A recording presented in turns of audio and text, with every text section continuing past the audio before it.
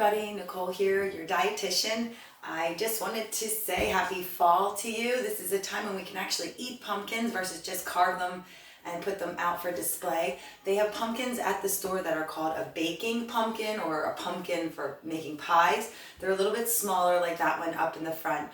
You can just get them, cut them in half, take out their seeds, flip them over and roast them for about 45-50 minutes at 350 degrees until you can get the fork through the skin. Easy way to have this much pumpkin out of a little guy like that versus buying canned pumpkin, so a lot cheaper too. And then you could freeze it in like a glass container or a freezer safe jar and save it for later use, or unless you want to can it. So what we're going to do today is use pumpkin and actually make like oat balls with pumpkin in it, and then we're going to coat them in chocolate. So I have coconut oil here melted, and I just added in about a half a cup of coconut oil and a half a cup of cacao chips. So they look like chocolate chips, but they're 100% cacao. So I'm just melting that because that's going to go on top of the pumpkin balls. So what we're going to do is you pretty much need a blender, and I've already measured out some of my ingredients. I also have a pan here with parchment paper on top. So we're going to just put them on top just to keep it nice and clean. We're not cooking anything. There's no cooking required except to melt the chocolate.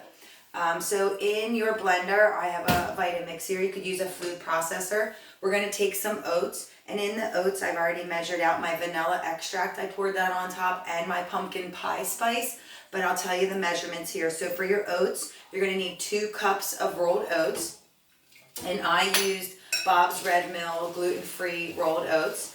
And then we have about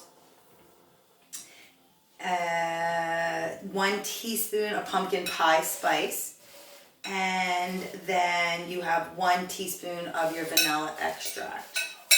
So a teaspoon of each that you're going to put into your blender. I've also measured out my chia seeds.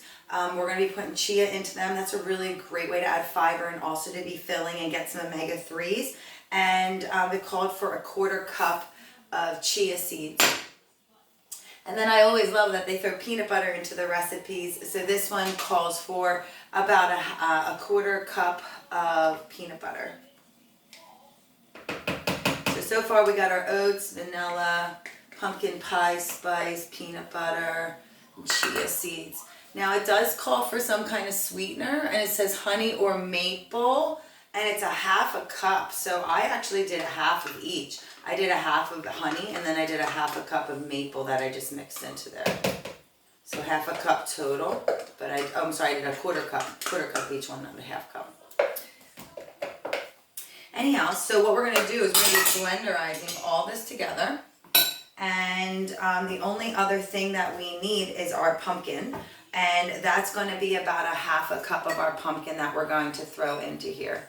So again, it's pretty easy to do. Just need some base ingredients. Again, my chocolate is already starting to melt up. And again, when you take that pumpkin and you roast it off, I just used a spoon to take the pumpkin out of the skin, and it just, like I just kind of carved around, and the flesh just came out. So all we're going to do is we're going to blenderize this now, okay? So I'm just going to repeat your ingredients so you know how to make it. So you need 2 cups of your oats.